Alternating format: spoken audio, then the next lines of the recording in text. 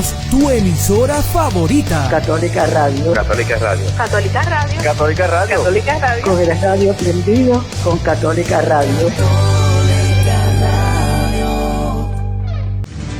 Con un vaso de fe a Cristo verás.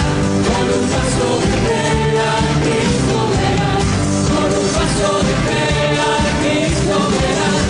Con un vaso de fe a Cristo verás. ¡Los cuatro! Moverás las montañas, caminas sobre agua, caminas sobre fuego.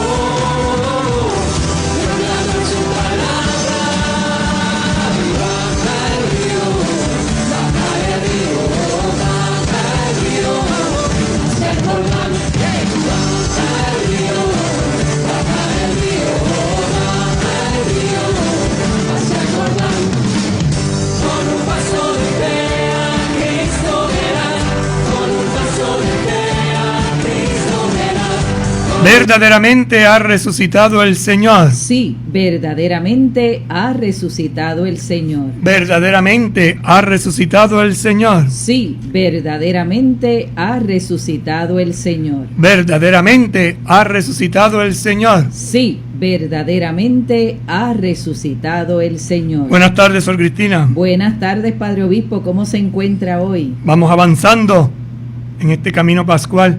Vamos celebrando diversos acontecimientos que marcan la vida y sobre todo nos ayudan a reflexionar en el don precioso e inestimable de la fe que hemos recibido. Así que hoy es jueves eucarístico, jueves sacerdotal. Estamos en mayo, mes de la Santísima Virgen María, mes de las flores, mes de las madres, mes de las graduaciones, mes de la radio.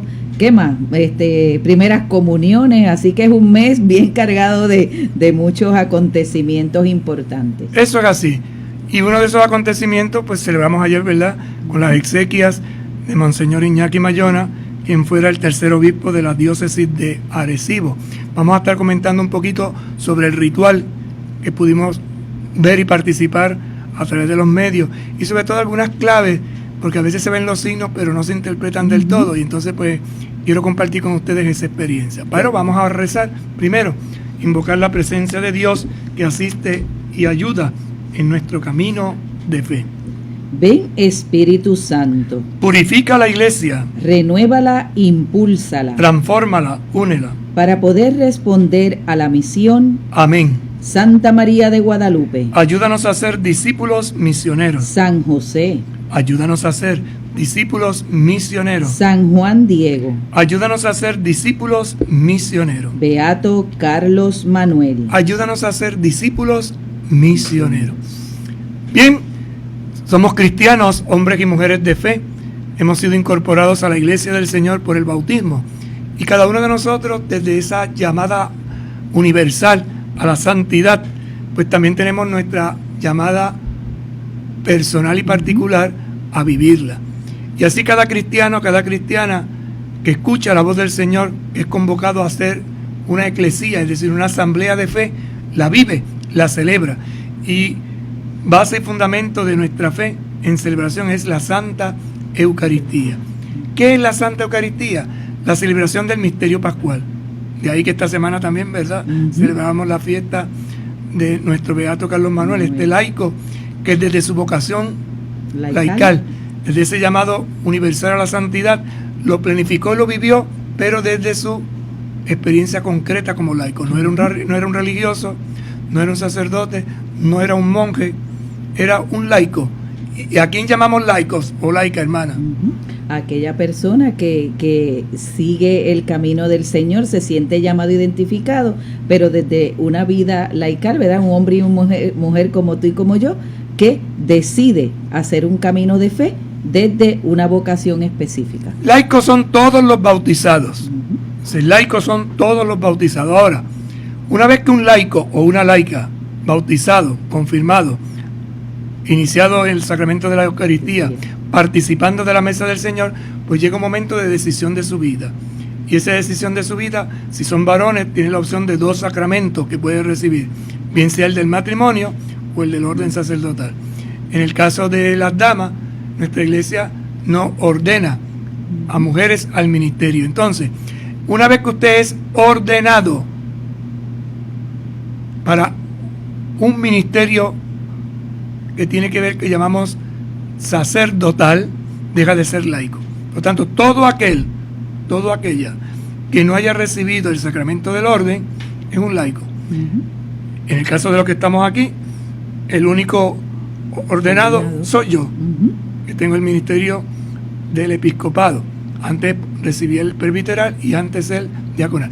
Pero ustedes entonces son dos laicos, pero resulta que entre los dos laicos que tenemos aquí hay un laico y una laica. Esta laica y además es consagrada. ¿Qué quiere decir consagrada? Laica consagrada, que hace una opción del seguimiento de Jesús a través de unos compromisos. ¿Cuáles son? Los compromisos que todos tenemos como bautizados, porque todo bautizado tiene que ser pobre, casto y obediente según su estado. Ahora bien, en el caso de usted, esa vivencia de consagración radicalizada la hace desde una congregación, en este caso la Germana Dominica de Fátima. Por lo tanto, hace un voto de obediencia, de pobreza y castidad, siguiendo las reglas de la comunidad dominica. Pero hay damas, o hombres también, varones, que en la iglesia viven esa consagración bautismal radicalizada, pobre, casto y obediente, sin vivir en una comunidad religiosa, viviendo en su casa, o formando parte de lo que se llama un instituto de vida consagrada. O actualmente está resurgiendo con fuerza esa vocación laical de las mujeres como vírgenes consagradas. La distinción entre un religioso, el que hace votos, pobreza, castidad y obediencia públicos, los otros lo suelen hacer privados. Estos votos públicos le ligan, por eso se llaman religiosos, religar, atar a una comunidad donde quien discierne sobre esa persona la voluntad de Dios es el superior o la superiora y le da la misión. En el caso de un laico normal de la vida, pues busca la voluntad de Dios según su estado. Puede pertenecer a una asociación, a un grupo, y ya hay distintas formas, lo que se llaman las reglas o los estatutos o las constituciones, que son las que rigen y explicitan. En el caso del sacramento del orden, por la imposición de manos y la oración consecratoria, este hombre deja de ser laico para convertirse en diácono, servidor de la comunidad, o en clave sacerdotal más propiamente, presbítero, y de entre los presbíteros, un obispo, un episcopus, es decir, aquel que es sucesor directo de los apóstoles, testigo del resucitado. Ayer participamos en la liturgia, pocas veces se participa, ¿verdad? Habitualmente, porque estamos acostumbrados a los funerales, a las exequias de las personas más cercanas, y que son menos en la iglesia, porque los obispos no son tantos.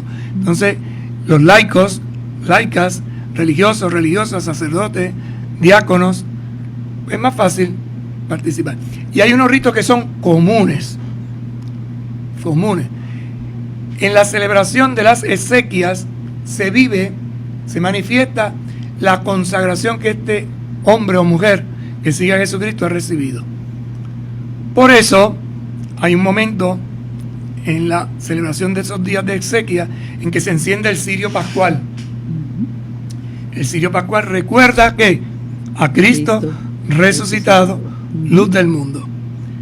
Interesante porque el rito de las exequias, en sus formas, ¿verdad?, celebrada en el templo, pues tiene unos signos que demuestran el camino de vida cristiana. Por ejemplo, se llega a la iglesia y el ministro lo recibe en la puerta, como el bautismo.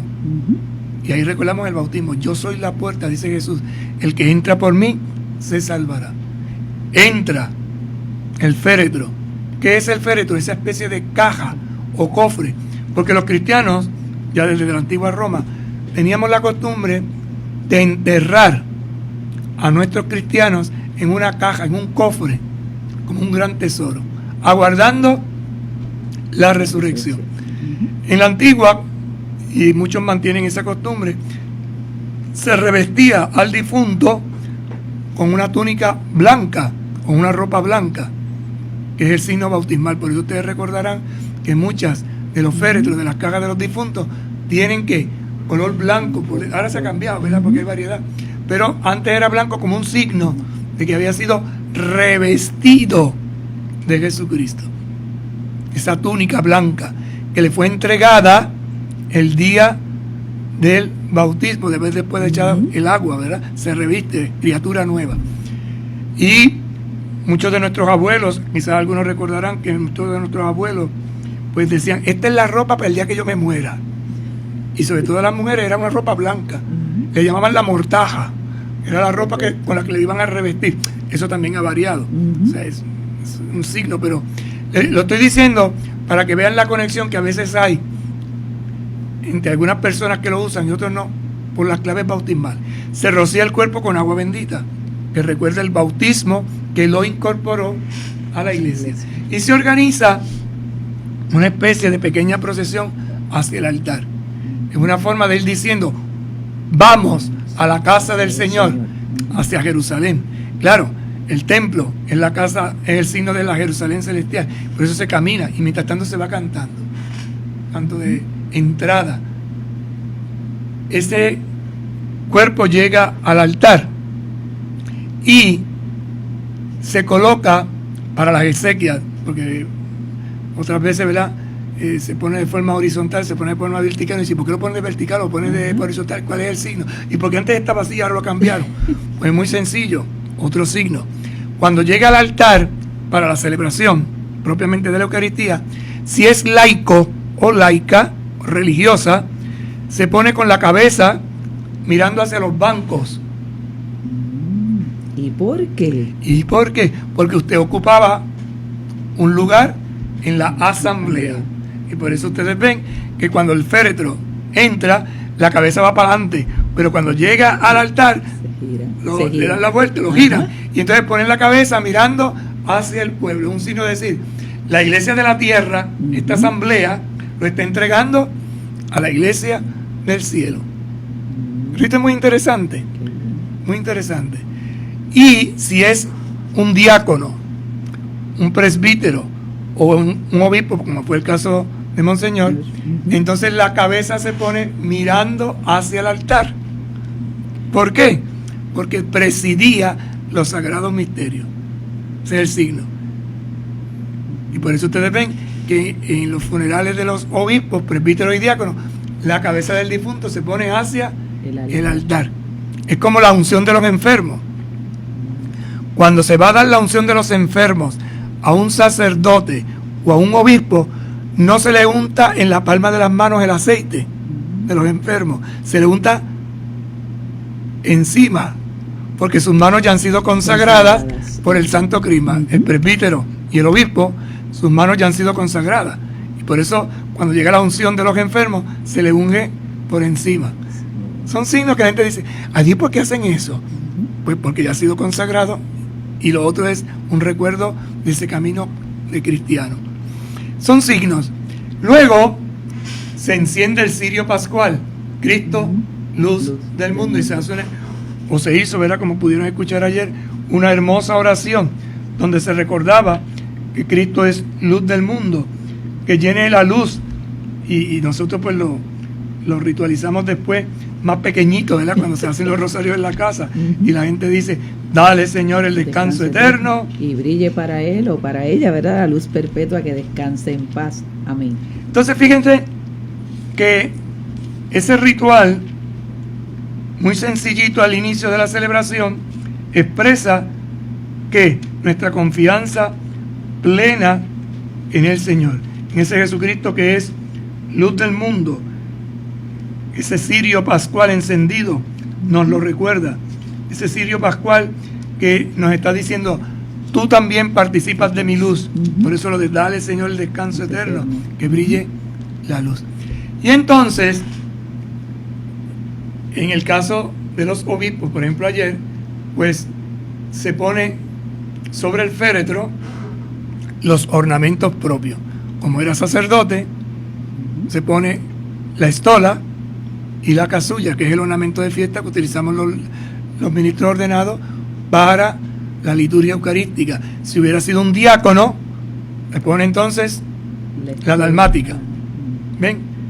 Sobre este féretro, en el caso de ayer, vieron que se colocó también el báculo, porque era un obispo, y la mitra, porque esas son las insignias. El báculo y la mitra son las insignias que se reconocen. Cuando usted entra a un funeral y ve, en algunas parroquias lo hacen, ¿verdad?, que lo cubren con un paño sencillo, con una cruz, pues uno dice, ese es un laico, una laica, cristiano, una cristiana, digamos, un laico. Pero si están los ornamentos, pues según el grado que recibió, si tiene dalmática, pues ya saben que es un diácono. Si tiene casulla, ya saben que es presbítero. Y si tiene el báculo y la mitra, ha sido un obispo. En el caso de ayer, eso se hizo antes de comenzar propiamente la Eucaristía, luego se dice la oración. Y después, la Eucaristía sigue normal. Hasta el final, los ritos finales, que se vuelve entonces a realizar un signo llamamos de despedida. Se rocía el cuerpo con agua bendita otra vez para recordar que fue bautizado, y se inciensa en algunos casos. El incienso es signo de veneración, de la oración de una iglesia que pide a Dios por este cristiano, por esta cristiana, ministro o ministra, que lo acoja en su reino. Padre, ¿y por qué se da el caso, verdad, que uno lo ha visto de un tiempo para acá, el que los obispos puedan ser enterrados en las catedrales? Esa es una tradición muy antigua en la iglesia, ¿verdad? Que ya que presidió, pues entonces en algunas catedrales hay un lugar destinado que se llama la capilla funeral de los obispos, y ahí es donde se coloca para que la iglesia siga rezando por el obispo que un día ocupó la sede. Dentro de la iglesia es una forma de reconocer que él es el padre y el pastor de esta comunidad, o fue padre y pastor de esa comunidad. Usted ha explicado durante estos días, esta semana, desde que se anunció la Pascua de Monseñor Iñaki, que él fue el tercer obispo de esta diócesis. Sí, cuando la diócesis fue creada, el primer obispo fue un americano, Monseñor Jaime, creo. Ahora me ha puesto a dudar. Que pertenecía a los padres del Espíritu Santo. Ay, discúlpenme que no me viene el nombre ahora. Tranquilo, padre. Búsquelo ahí en Google, que lo sacamos enseguida, porque la memoria ahora me falló. El segundo fue Miguel Rodríguez, un redentorista. El primer obispo pertenecía a la congregación de la Santa Cruz. Esto es muy interesante para que ustedes vean. Muy interesante, porque mirando históricamente hay unas claves. El segundo obispo fue Monseñor Miguel Rodríguez, que era de la congregación de los padres redentoristas. Y Monseñor Iñaki sustituyó o ocupó la sede una vez que Monseñor Rodríguez culminó su ministerio episcopal. Y Monseñor Iñaki, el tercer obispo, pertenecía a la congregación de los padres pasionistas. Así que si ustedes miran, cuando Monseñor Daniel ocupó la sede que sustituyó, me tocó a mí entonces decir unas palabritas de presentación y decía, esta diócesis está muy identificada con el misterio de la cruz. Y si te das cuenta, que esto también es un dato, no son casualidades, yo suelo decir, son diosidades, ¿verdad? Ajá. Monseñor Iñaki celebra su Pascua el día del patrón de la diócesis, San Felipe, apóstol, pero también en muchos lugares de América y aquí en Puerto Rico, la fiesta de la cruz. Por lo tanto, era una forma de decir, se selló la vida de este hombre pasionista, amante de la cruz, que ahorita hablaremos de su fundador, y cómo entonces todo esto une un camino de cruz, un camino hacia la resurrección. Cuando presentamos a Monseñor Daniel, yo decía, bueno, de la cruz al buen pastor, porque Monseñor Daniel es el primer obispo diocesano de Arecibo, y además es de esa diócesis, es un obispo diocesano de ahí. Entonces los otros tres habían sido religiosos. ¿Encontró el nombre? Sí, padre. Alfredo. Aquí, Alfredo Méndez González. Ya que lo iba a decir, me acordé. Desde el 1960 al 1974. Es correcto. Luego del 1974 al 1990, Miguel Rodríguez, del 1991 al 2010, Iñaki Mayona, y el actual, ¿verdad?, Daniel Fernández Torres. Que es el cuarto. Entonces, si ustedes ven, el primero pertenecía a la Congregación de los Padres de la Santa Cruz. El segundo, a los Padres Redentoristas, porque Miguel era redentorista. Y el tercero, Iñaki, a la Congregación de la Pasión. La cruz es marcada. Iñaki muere el día de San Felipe, patrón de la diócesis. Y además, en muchos lugares de América Latina y del Caribe se celebra la fiesta de la Santa Cruz. Y él pertenecía a la congregación que está marcada por su devoción profunda a la Santa Cruz. Y muere en la Pascua, crucificado, resucitado. Y aquí es donde también se une mucho el entronque con el beato. Por eso Monseñor Iñaki, cuando hablaba del beato, hablaba desde su experiencia pasionista, ¿no? Cristo crucificado, resucitado. Y es hermoso una de las oraciones que él compuso para hacer memoria del santo, donde habla del amor apasionado que tenía el beato Carlos Manuel, de Cristo crucificado y resucitado. Todo esto hay que mirarlo desde la clave de San Pablo de la Cruz. Vamos a ver quién era San Pablo de la Cruz, para que conozcamos un poquito también la experiencia cristiana de Monseñor Iñaki. Recuerde que es un cristiano, viene de una iglesia misionera, viene de España, es de Vizcaya, era vizcaíno, donde esta congregación, donde él vivía, había un monasterio cerca y él ingresa a esta comunidad. Pero ¿quién es San Pablo de la Cruz? Vamos a escuchar algunos datos.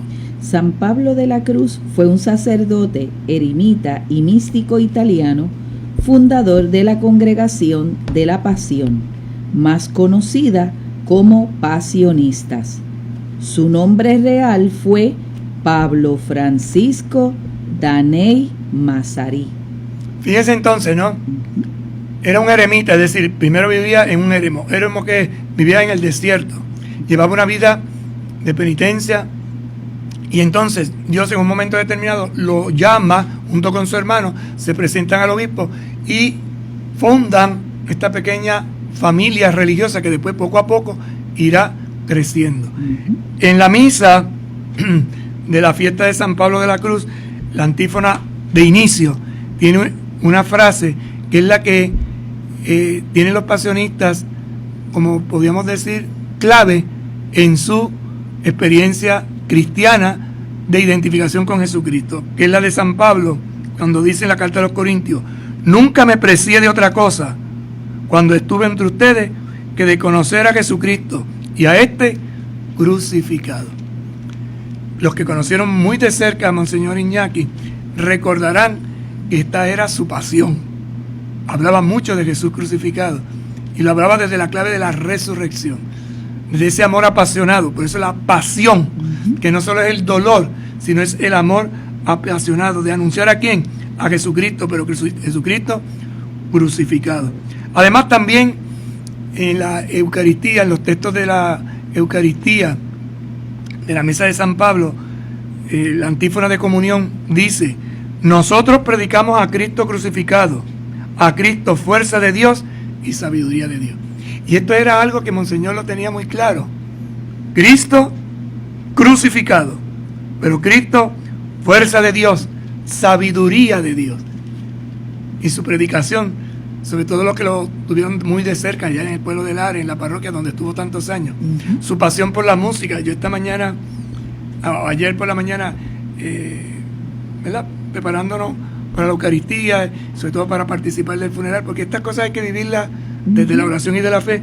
Pues leía la antífona que ponía ayer la liturgia en el misal para la misa, y dice lo siguiente, es del Salmo 70, un verso 8, 23.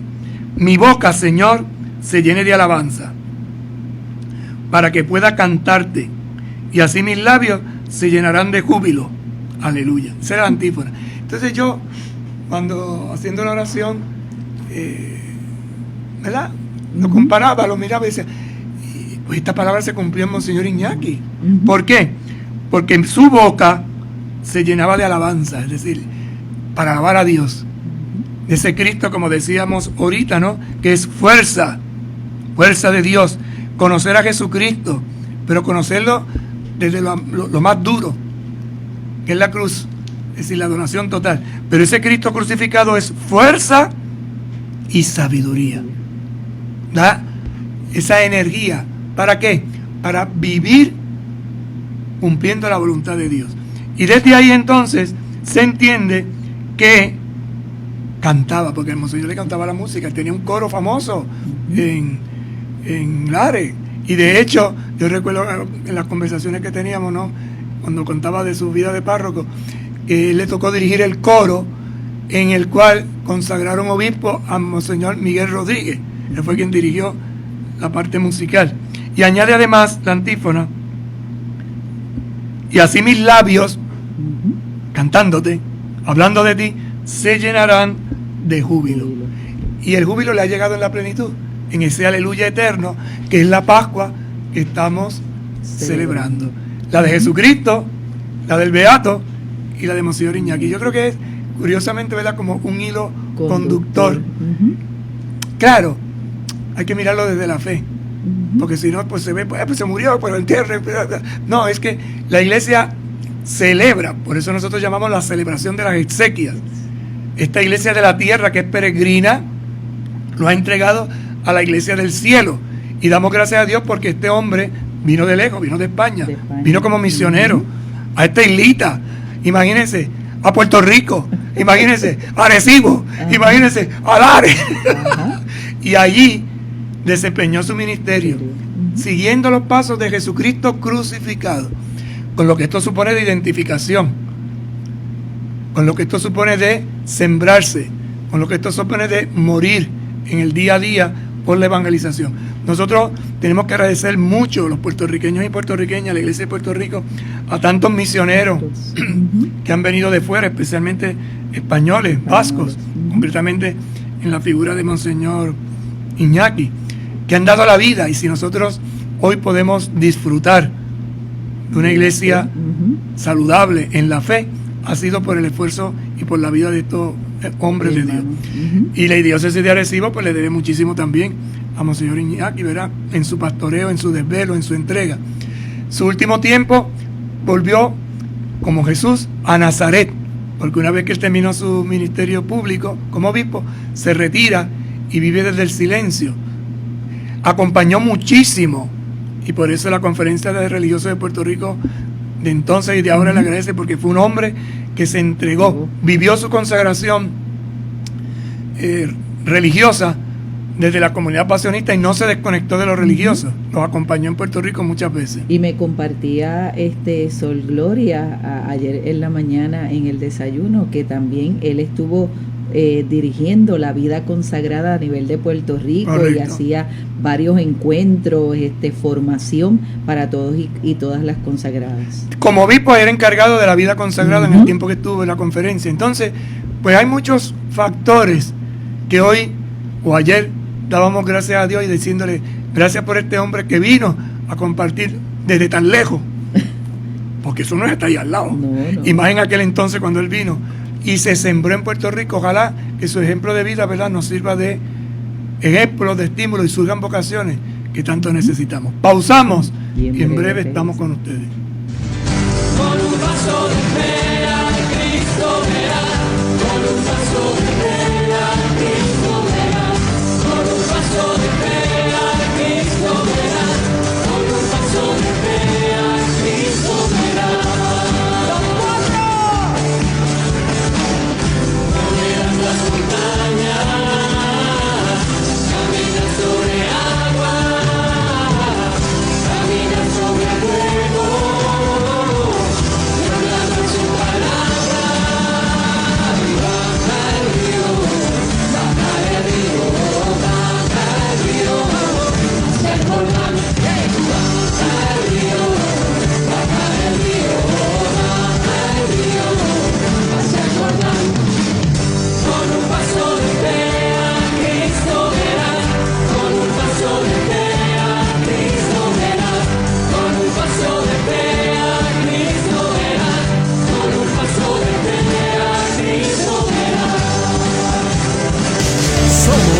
Emisora favorita. Católica Radio. Católica Radio. Católica Radio. Católica Radio. Católica Radio. Con el radio prendido con Católica Radio.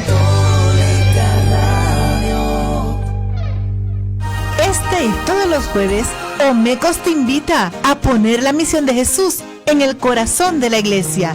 Escucha los programas. A las 7:30 de la noche, ¿Dónde está el jíbaro bueno?, que nos compromete a colaborar con nuestros valores cristianos del pueblo. A las 8 de la noche, El Pan de la Palabra, donde aprenderemos todos a actuar con bondad guiados por el amor. A las 9 de la noche, Madre Dominga, Apóstol de la Familia. Y nos despedimos a las 9:40 de la noche con el programa Madre, Maestra y Discípula. Todo aquí por Católica Radio, en colaboración con Omecos, comunicando la verdad.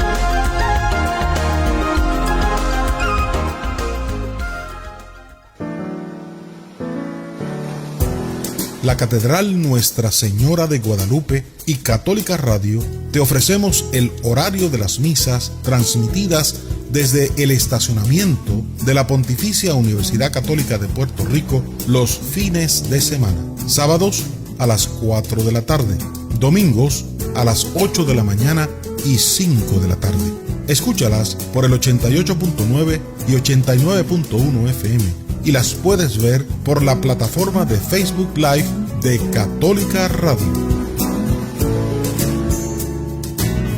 Ante las dificultades de la vida, siempre hay un nuevo día para comenzar. Te saluda Manuel Vega y te invito a que me escuches de lunes a viernes de 6 a 7 de la mañana. Música, reflexión, mensajes positivos, salmos y el evangelio del día. Para que comiences el día positivo y en contacto con Dios. Impulsa tus mañanas con Manuel Vega. Lunes a viernes de 6 a 7 de la mañana. Por Católica Radio 88.9 FM y 89.1 FM. Y por el internet catolicaradiopr.com. Somos tu emisora favorita. Católica Radio. Católica Radio. Católica Radio. Católica Radio. Católica Radio. Con el radio prendido con Católica Radio. Con un paso de fe a Cristo verás. Con un paso de fe a Cristo verás. Con un paso de fe a Cristo verás. Con un paso de fe a Cristo verás. Bien, continuamos compartiendo con ustedes en este su programa Mi Camino de Fe, Pasito a Pasito.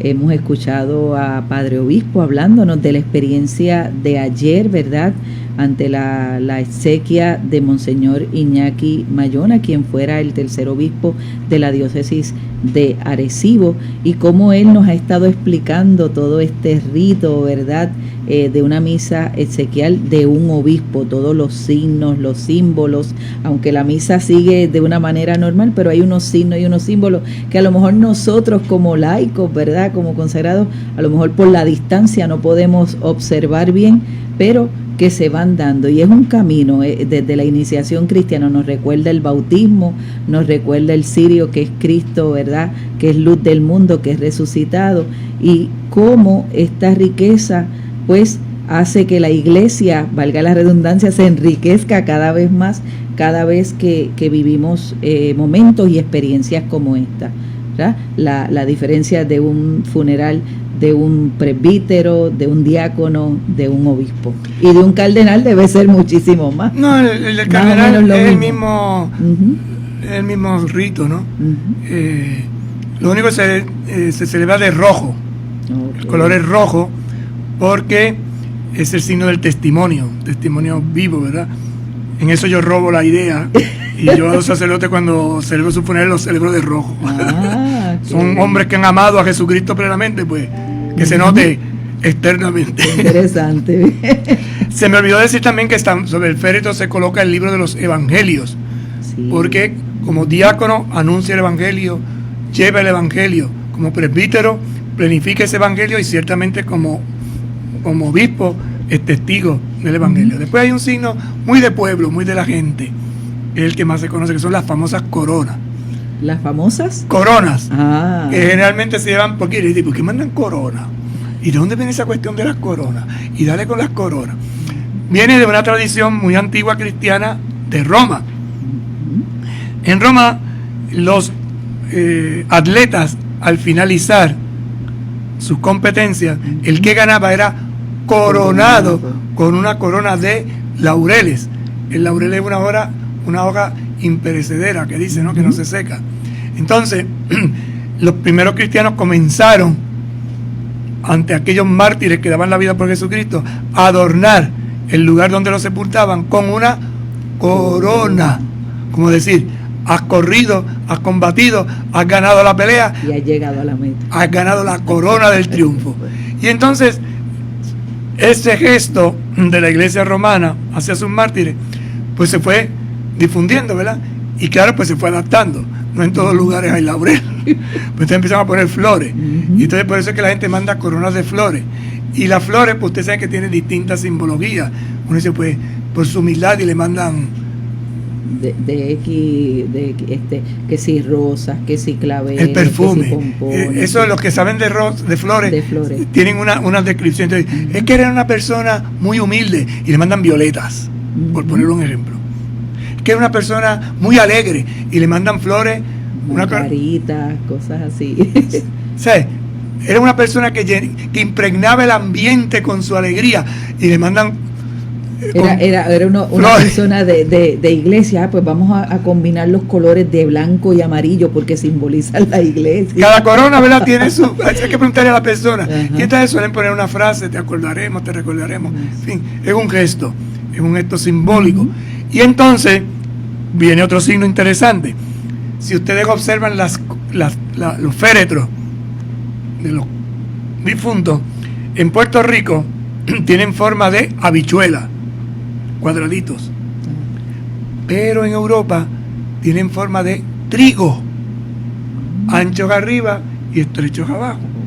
Y esto hace referencia también a una tradición muy antigua que viene tomada del Evangelio. Si el grano de trigo no cae en tierra y muere. Entonces, la forma en que los cristianos honraban a sus seres queridos, difuntos, que no lo llaman muertos, le llaman difuntos porque es el que ha cruzado el mar, el que ha llegado a la otra orilla. Entonces, ¿qué sucede? Que es sembrado como el grano de trigo. Entonces es una forma simbólica de decir, esta semilla, que es el cuerpo de esta persona, ¿verdad?, florezca, las flores encima, para la vida eterna. Como ven, es toda una simbología. Esto hay que mirarlo, vuelvo y repito, en el clave de la fe. El que no tiene fe no entiende ni jote, dice, eso son sanganerías. Pues sí, pueden ser sanganerías. Es como cuando usted ama a una persona y le manda un ramo de flores, o le manda chocolate. Es que el chocolate, ¿y qué tiene que ver el amor con el chocolate? Pues, para el que ama, es dulce, me agrada, o las flores, la belleza, en fin, son detalles que expresan un más allá la realidad de lo que vemos. Recuerden que la iglesia vive de signos, de rituales, y esto también es interesante para que lo veamos en el conjunto. En la oración de la misa de San Pablo de la Cruz, fundador de los Padres Pasionistas, la voy a leer ahora, que nos sirva también de oración, pues podemos ver quizás algunas de las claves de la vida de Monseñor Iñaki, este obispo que se distinguió por su amor a la cruz. Y entonces uno, escuchando la oración de la misa, dice, y estoy seguro que alguno lo recordará, ¿verdad? Esto no quiere decir que no tuviera sus debilidades, sus limitaciones y sus pecados, porque también tenía su carácter y su forma de ser, pero esas son paguitas que le caen a la leche. Por encima de todo está la fe, por encima de todo está la esperanza, y más importante, el amor y la misericordia. Y dice la oración de la siguiente manera, la oración inicial: que la intercesión de San Pablo de la Cruz, presbítero, quien tuvo un amor excepcional por Cristo crucificado, nos alcance, Señor, tu gracia, para que, estimulados más vivamente por su ejemplo, abracemos con fortaleza nuestra cruz. La predicación de Monseñor Iñaki era desde esa óptica, es decir, amor excepcional, apasionado por Cristo, pero Cristo crucificado, el que se entrega. Ese amor apasionado nos alcanza una gracia especial. ¿Cuál? La de estimularnos, la de motivarnos, la de empujarnos de una manera más viva, y que su ejemplo, por su ejemplo, abracemos con fortaleza nuestra cruz.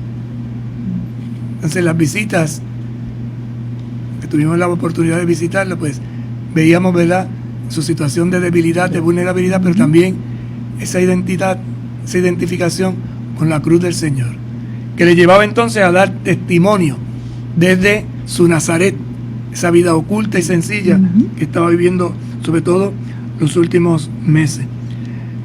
La oración de las ofrendas dice, entre otras cosas, expresen la vida, los misterios de la pasión del Señor que ahora celebramos. Es decir, lo que se hace un rito, ¿verdad?, una ceremonia, pan, vino, liturgia, que eso se lleve a la vida y que yo pueda hacer y tú puedas hacer pan y vino que se entrega, que se parte, que se reparte. Y la de comunión dice, ya que en San Pablo de la Cruz manifestaste el misterio de la cruz, concédenos que fortalecidos por este sacrificio permanezcamos fielmente adheridos, agarrados a Cristo y trabajemos en la iglesia. ¿Por qué? Por la salvación de todos, el deseo y el anhelo de Jesús. Entrego mi cuerpo, entrego mi sangre por ustedes y por muchos, para el perdón de los pecados. Por eso evangelizó Monseñor, por eso se hizo misionero pasionista, por eso vino a Puerto Rico, por eso entregó su vida en las comunidades que sirvió, por eso sirvió como obispo y pastor a la iglesia de Arecibo. Y entonces hoy, o ayer, la iglesia de la tierra lo entregaba como fruto maduro a la iglesia del cielo. Y ciertamente un momento entre hermanos, porque estaba presente toda la conferencia episcopal puertorriqueña, ¿verdad?, que se une en oración. Y si no hubiéramos estado en esta pandemia, muchísimas otras personas que pudieron hacer camino junto a Monseñor Iñaki también hubieran estado aquí compartiendo ese momento tan importante de un hermano. Una vida entregada, una vida donada, una vida hecha incienso, oración, perfumado. Por eso el incienso en la iglesia lo que significa es eso, ¿no? La vida que se quema, la vida que se entrega, la vida que se tona, la vida que se convierte en el poco tiempo que estamos aquí en humo, pero un humo oloroso que sube al cielo. Y entonces en esa simbología que la iglesia utiliza en sus ritos está expresando lo más esencial, es la fe. La fe en el Señor resucitado, que vive, que ha vencido, que nos invita también a nosotros a vencer, a vivir. Entonces, su ejemplo sirve para que cada uno de nosotros, en el allí y en el aquí de nuestra historia, desde nuestras cruces, desde nuestros sufrimientos, desde nuestros dolores, vivamos el día a día sirviendo al Evangelio. Y sirviendo al Evangelio con mucha alegría, con mucha entrega, como lo hizo este obispo y pastor de la diócesis de Arecibo, ¿verdad?, que dio hasta lo último, hasta el momento en que ya no pudo por sus fuerzas, y pues sigue de otra manera, en el silencio, en la tranquilidad, en la paz, y ya entonces celebra volvió a su vida pasionista original, que es la de eremita, porque entonces se recluye, ¿verdad?, en la casa de retiro donde vivía, junto a las hermanas, en un espíritu de oración, silencio, colaboraba en lo que buenamente podía, pero desde allí siguió testificando su amor a Jesucristo crucificado, resucitado. Hermoso, ¿verdad?, esta experiencia y este caminar que Padre Obispo pues nos ha estado explicando en este programa de hoy, luego de ayer haber vivido la experiencia de entregar un hermano, ¿verdad?, a Dios en estos actos de exequia funeral. Y no nos olvidemos, sobre todo en su última etapa como servidor público de la iglesia, que era un apóstol.